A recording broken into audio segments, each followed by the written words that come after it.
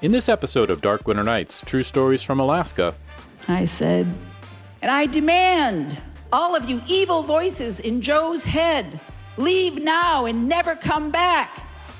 And I ended it with an amen. Fairbanks police officer Peggy Sullivan finds a creative way to deal with a troubled man, and Fairbanks defense attorney Bill Satterberg gets a glimpse of what his clients have been going through. Now, I had actually thought about spending the night in jail because I had a lot of clients I had to meet that day anyway. And I figured, and what the hell, I mean, I see what the food's like and a few things like that, maybe even get a tattoo. Frontier Justice, up next on Dark Winter Nights, True Stories from Alaska. I'm Rob Prince.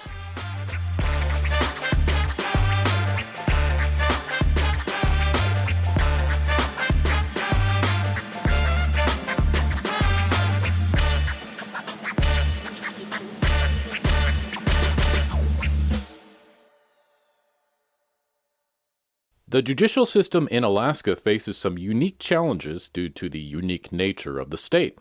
Villages off the road system require special systems of policing and justice most other states don't have to consider. Addressing these issues sometimes requires creativity and improvisation. As we'll hear in our first story today, Peggy Sullivan shared this story at our November 2024 live event in Fairbanks. I was a Fairbanks police officer in my former life. And that was, thank you. That was nearly 19 years ago, so time flies. I spent most of my career working midnight shift.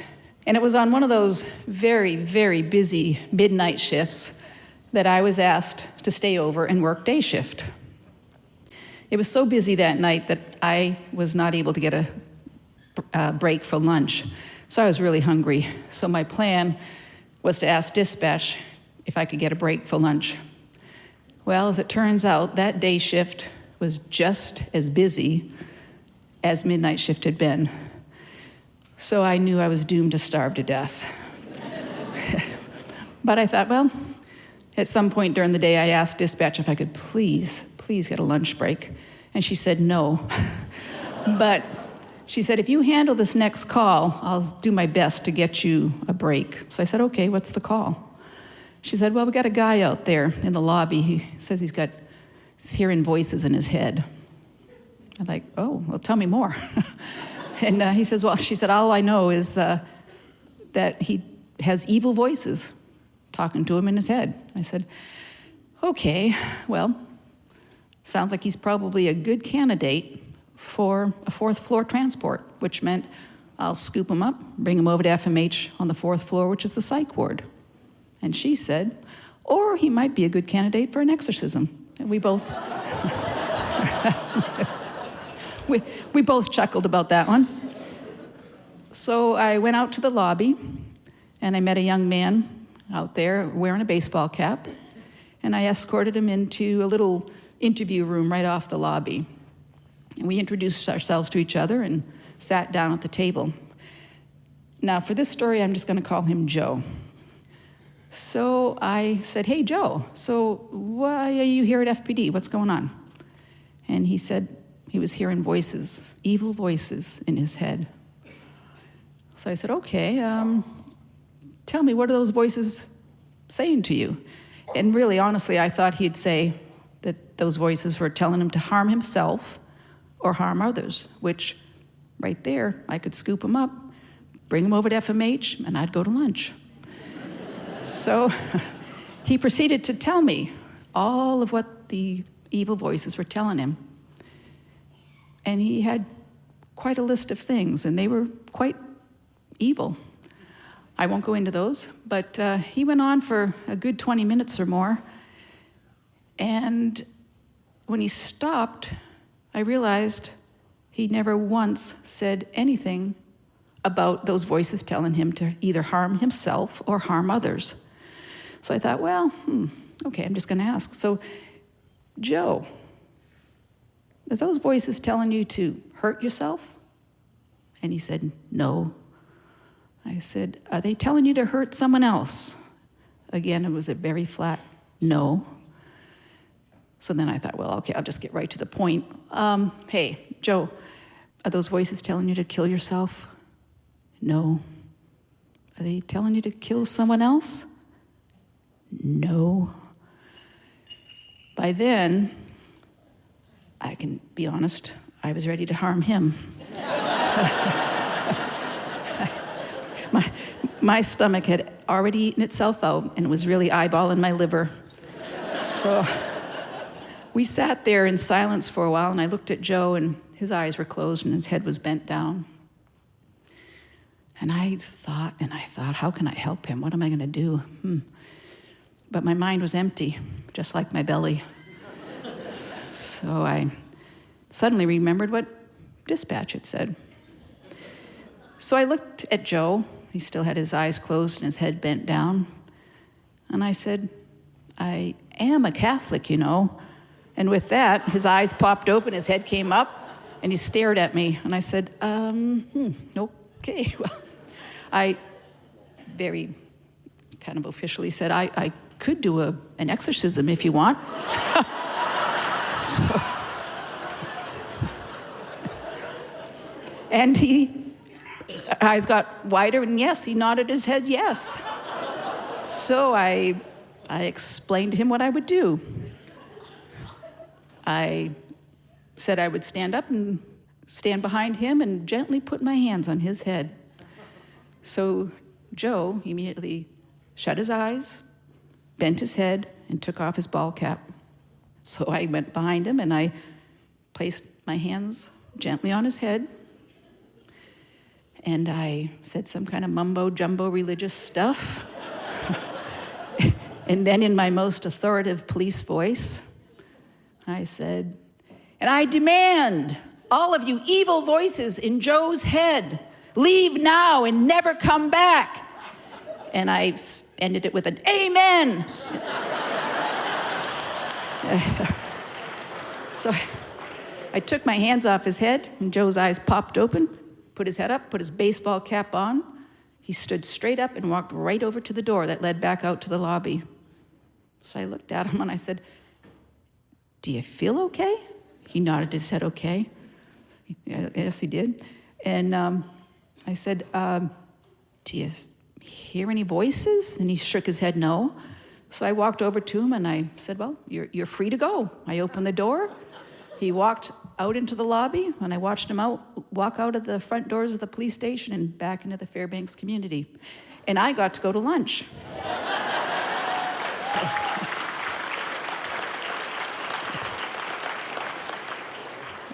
But I had to come back that night to work midnight shift again. And those of you who've been around long enough probably remember Jimmy Lowe Sr. He was a great guy. He was our watch commander that night. And Jimmy always took the briefing book, and he would read out loud all the calls that happened during the day, so we all knew what was going on. And he's reading along, and all of a sudden what? You can't close a case by exorcism. You can't do that. And well, that brought my eyes open, and I laughed, and I said, well, that was my case. And he goes, well, you can't close a case by exorcism. I said, I didn't. And then I remembered that in that little interview room, there's a camera up above. So dispatch had been watching all along. All I know is I got to go to lunch. So Jimmy, we finished the briefing, and Jimmy was still muttering and sputtering about not being able to close a case by exorcism. So as he stomped out to go up and talk to dispatch, I went out to handle my first call of the night. And I can honestly tell you that the rest of my whole career, I never once had any more interactions with Joe. And I know that FPD never had any cases with him either. Amen. Thank you. Peggy Sullivan. She shared that story at our November 2024 live event in Fairbanks. We'll be back in a moment to hear how Fairbanks defense attorney Bill Satterberg managed to get himself arrested. This is Dark Winter Nights, True Stories from Alaska, the Frontier Justice episode. I'm Rob Prince.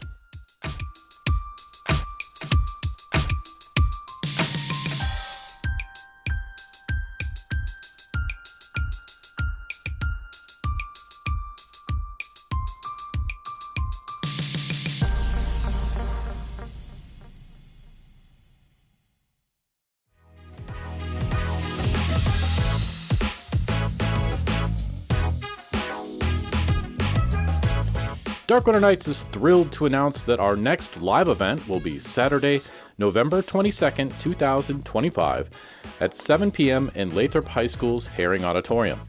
We've sold out our last 5 live shows in a row, so if you'd like tickets to the next show, we always announce when they go on sale on our e-newsletter first.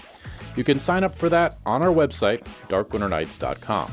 That's also where you can reach out to us if you have a true story from Alaska you'd like to share. We always need your stories. Thank you so much. Up next on the show is a story from Fairbanks defense attorney Bill Satterberg, who discovered that getting arrested in Fairbanks, Alaska when you're a defense attorney can be a somewhat fun and rewarding experience if you have the right attitude. He shared this story at our November 2024 live event in Fairbanks.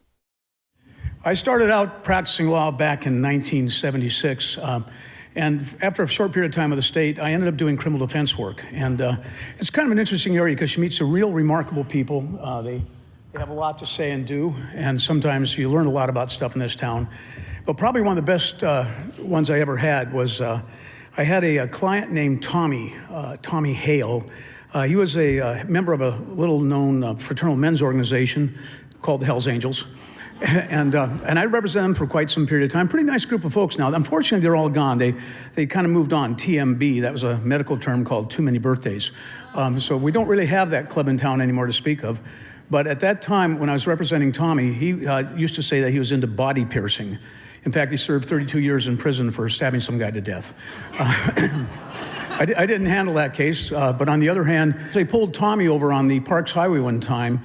A gentleman a trooper named Brian Wassman, pulled Tommy over.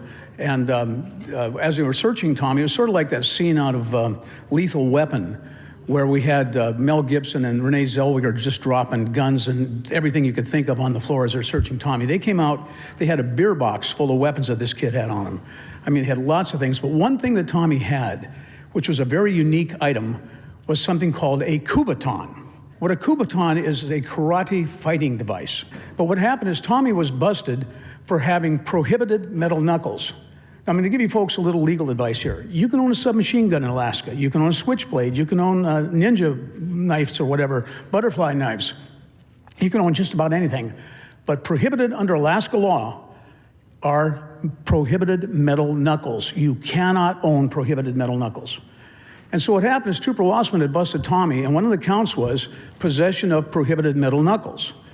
And being a nice, young, smart attorney, I thought, hey, we can bring a motion to dismiss because that Kubotan can't possibly be a pair of metal knuckles.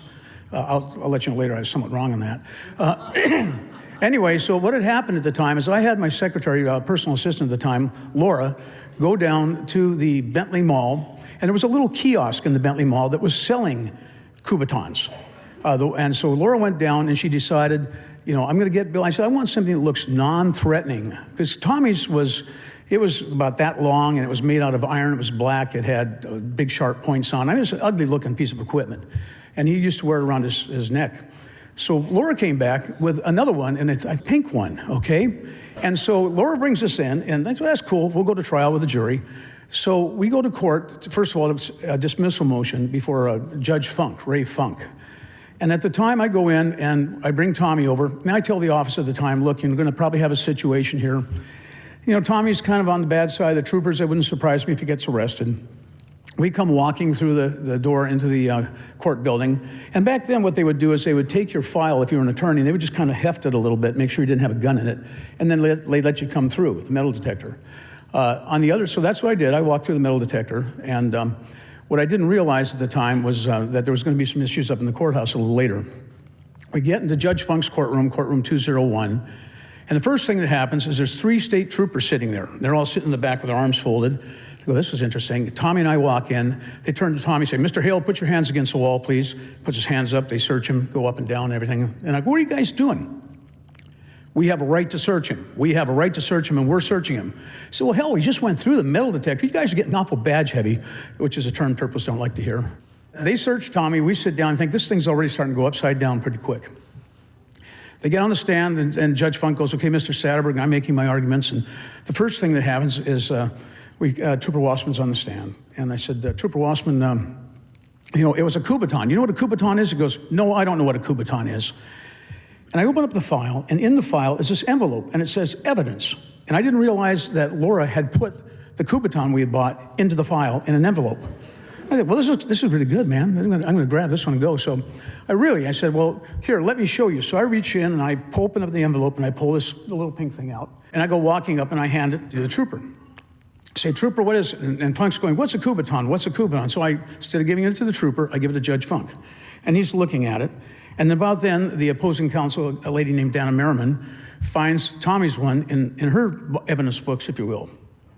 And so she comes up and says, Your Honor, may I approach? Okay, fine, that's how we do that. She goes up and she hands Tommy's to the judge. So now Judge Funk has got the pink thing, and he's got Tommy's there in his hands. And the question is, well, Mr. Satterberg, what's the difference between yours and your client's? Well, Your Honor, my client's is long and black, and mine's short and pink, but they do the same thing. Right then, things really started to go upside down. I thought it was a pretty good joke. I mean, coffee was spit halfway from the clerk's desk across the courtroom. And so I think, okay, we're fine. So then Judge Funk says, well, Trooper, what do you think about this? And he holds it and he says, Your Honor, I think it's a pair of prohibited metal knuckles. That's the perfect magic words. So I think this is getting fun. So the trooper says, Judge Funk says, can I see that again, please? No, Your Honor, I'm sorry. I am seizing it. The trooper goes, you're seizing it. So, Mr. Satterberg, you may inquire. Trooper, you're seizing it. What do you mean you're seizing it as evidence? We sat there, and I get done with the cross-examination, and at the end of it, the question's put to the, I say, Your Honor, I move to dismiss. He says, well, Mr. Satterberg, it's going to be a jury question. I'm not going to rule on whether it's a prohibited metal knuckles or not. It's a jury question. They can decide. Okay, fine. So ding, ding, everybody gets up and walks out. I'm getting ready to leave, and Wassman comes up to me. He goes, Mr. Satterberg? Yes, sir. Do you have any other weapons on you? I didn't have any weapons on me to begin with. Well, he said, do you have any other weapons on you? I said, no, I told you, I don't have any. About then, Funk opens up the door, comes in and goes, I don't know what these troopers are going to do to you, Mr. Satterberg, but don't ever bring anything like that into my courtroom again. Thanks, Judge. I appreciated that. He goes back out the door. And so we're still kind of debating with the troopers. Now we got these three troopers standing around me. Tommy's standing over the corner, just kind of looking at me and go, this is interesting. And then so the door opens again. Funk comes in again, same speech. I don't know what these troopers are doing to you or what they're going to do, but don't ever bring it back again. I'm just warning him. Oh, yes, Your Honor, I understand. So what happens is that the third time he comes in, I think this is it. I'm going down hard. So Funk leaves again. Wassman says, okay, Mr. Satterberg, put your hands behind your back. You're under arrest. And he hauls me out the door. So I'm sitting there and tell Tommy, call my office, tell him I'm going to be late getting back. Now, I had actually thought about spending the night in jail because I had a lot of clients I had to meet that day anyway. And I figured, and what the hell, I mean, I see what the food's like and a few things like that, maybe even get a tattoo. So anyway, we're on the way down to the jail, right? I'm getting hauled out of the courthouse, and people are looking at me. I got my handcuffs behind my back. I'm getting hauled out. I'm laughing about this in a way, but I'm okay, I can handle this, I think. We're on our way down to the jail. Now, one thing you folks may not know is that it's legal in Alaska to tape record somebody without their knowledge, as long as one person to the conversation knows that. And we also know that most troopers and city police officers, they will tape record. So I know I'm being tape recorded, and I know that, and Wassman and I had some stuff in the past between us, so it wasn't like a loving relationship. And he's driving down, and I'm going, Trooper Wassman, are you still messing around with that lady down at the Elks? What's your wife think about this thing, man? God, I can't believe this. I mean, every time your reputation is terrible. I mean, I can't believe you're doing this stuff. And I can see his knuckles are turning white. The steering wheel's beginning to bend. I thought, Satterberg, we may not be going to the jail if you keep this up. And I'm not a good swimmer. I didn't feel like going to the Tanana River. So anyway, they pull us in the jail. We go walking in, and we go walking through the door, and the jailers are in hysterics. What the hell are you doing here? And I'm laughing by then. I'm thinking, well, what can you say? So I'm inside there, and they're trying to book me. And Wassman's going, got to figure out what to charge you with. And I said, well, there's misconduct involving a weapon in the 4th degree, which is a Class A misdemeanor. And he goes, yeah. And he goes, and there's another one here. I said, no, there's another one you can charge me with, too. I said, give me the book. So we're sitting there, and I'm flopping through the book. And I said, you can charge me with this, too. And he looks at me, Bill, he called me Bill, by the way. Why do you want to be charged with 2 crimes? I said, simple. I'm going to use a Visa card to bail out and want Alaska Airlines miles. And he goes, that does it. I'm only going to give you 1 count. Okay, so I get my picture taken, I get my handprints taken, everything else. Joyards are laughing. I was thinking about spending the night there. I had a client that was coming in at 6 o'clock with $2,000, and back then that meant a lot to me. So I decided I'd get released, so I used my Visa card and I bailed out. And then Wassman comes to me and goes, "You want a ride back?" No, thank you. I don't need a ride back. I'll get myself back if you don't mind. And so he takes off. The office comes and they pick me up, and I go home. Well, the next day, we have a big headline that comes out on the newspaper. Local attorney arrested for carrying prohibited metal knuckles. And there I am with my big smiling face, and local attorney arrested. I go to the Elks that night. I'm down there and I'm talking to a friend of mine, and I'm starting to get a little I'm saying, no, I don't like this. This is ridiculous. I can't believe this guy arrested me in the courtroom for arguing that something wasn't a weapon. And he goes, well, he says, what are you going to do about it? I said, I think I'm going to sue him. That's what I'm doing. I'm going to sue him, which, of course, everybody expects to hear that from a lawyer. And he looks at me and he goes, no, he says, you can't do that. You got to make it funny. And I said, like what? Free the Fairbanks 1? Because back then they had the Fairbanks 8, which were the ones that were down in Laughlin and got in a lot of trouble down there, clients. But this, I said, what, free the Fairbanks 1? And he goes, no, Willie, you got to come up with a better slogan. And we looked at each other at the same time and go, Free Willie. So what happens is I go that night, it's still early, so I take off, there you go, and I go down to the local shirt shop in the Bentley Mall right next to the kiosk that sold the illegal weapon, and I have about 3 of these shirts made. Now these things are expensive, folks, and I'm kind of a cheap guy. We're talking like $25. So the next night I come walking into the Elks, recognizing that the bartender of the Elks has got a relationship going with Brian, right? But she doesn't know that I know, because Fairbanks is a small town, as was pointed out. So I come walking in, I'm wearing my Free Willie sweatshirt and her t-shirt, and I come out and I sit at the bar. She looks at me, she goes, wow, that is so cool. I go, yeah, it kind of is, isn't it? She goes, where'd you get it? I said, I had it made. Next thing she says is, do you have any more? Well, I did. I had this one, I had a large, and I had an extra large. And I said, why, would you want one? And she goes, yeah, I really would. Okay, so I go back out in the car and I come in with the extra large t-shirt. Now, here's an audience participation question. Where's a woman going to wear an extra large t-shirt? Okay, so the next day I come walking in, and Lisa now is no longer in a happy mood. She is scrubbing the bar with her bar rag. Smoke and steam is coming off the rag. And I walk in, I sit up at the bar. Hi, Lisa, how you doing? How you doing? Lisa, what's the problem here? Quote, that pencil. Who are you referring to? Brian. Brian who? I ask innocently. She goes, Wassman. What are you talking about? That's my boyfriend. Was my boyfriend. What? We broke up last night. He has no sense of humor. And so I see Brian about 2 weeks later. I said, you mess with me, I mess with you. Okay. So the next, it's in the newspaper. People are talking about this thing. So what happens is I have the t-shirts made. And the next thing I do is I go and I have a bunch of coffee cups made. This is my coffee cup, if you will, and it's kind of dated, but it was my mug shot. And so I had these things, and I remember a friend of mine, Mike Donovan, sent me an email and said, Bill, we've started a fund for you, and when we raise enough money for postage, we're going to mail it. And then he also told me that he liked the coffee cups. It stood out real well at 100 yards. Okay, so then the next thing I did is I had the bumper stickers made, which you saw up there behind me just a minute ago, the Free Willie bumper stickers. Now, what's interesting about the bumper stickers is that I had one state trooper, a gentleman named Gary Tellep, who was a state trooper, and I like Gary, he was a good guy, and a retired trooper now. Gary contacted me, he said, can I have about 20 of those, please? And I said, why? Well, you don't want to really ask. But it turns out I learned later on that, Dan, there was one state trooper car that had bumper stickers all over it, had bumper stickers all over this one state trooper, Brian's locker, his desk, and every time he took them off, they'd show up again. I made care to have these things made out of vinyl, if you will, so you couldn't tear them, and these things just kept going. We're in like our 5th printing now of bumper stickers.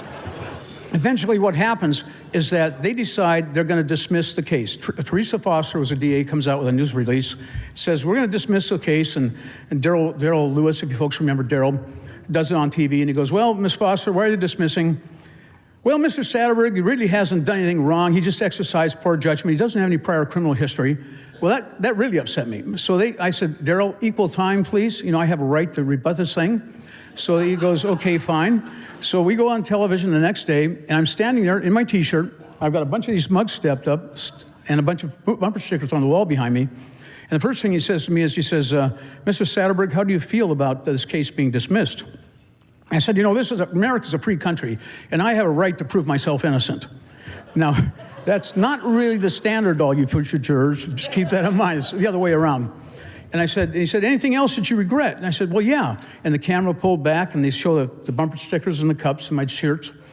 I said, folks, you better come on down. The sale starts tomorrow. Okay.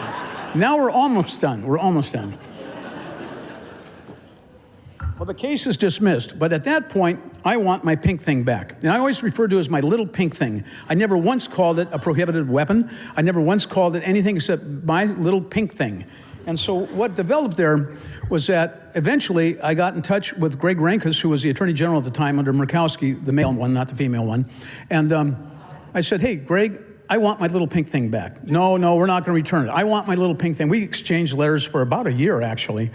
And finally, I wrote a letter, and I said, okay, here's the deal.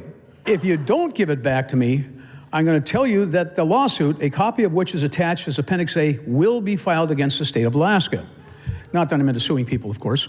And it said, on or about April 8th, 2002, at or near Fairbanks, Alaska, in the 4th Judicial District, Trooper Brian Wassman seized Satterberg's little pink thing and has held on to it tightly ever since. Satterberg demands the complete and full and immediate release of his little pink thing. Now, the final joke was on me. My secretary at the time, Marty, filed the lawsuit. So if you folks, and I looked it up today, I had to double check. If you go and you take a look into mid-July of 2003, you will see me demanding the complete and full release of my little pink thing. And I finally did get it back.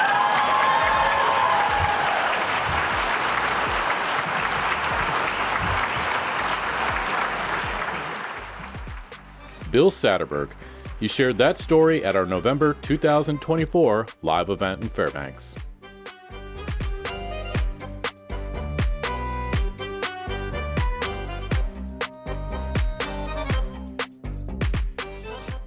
Thanks so much for listening to this edition of Dark Winter Nights, True Stories from Alaska, the Frontier Justice episode. Today's episode was edited by myself, Rob Prince. Story consultation by Lori Neufeld.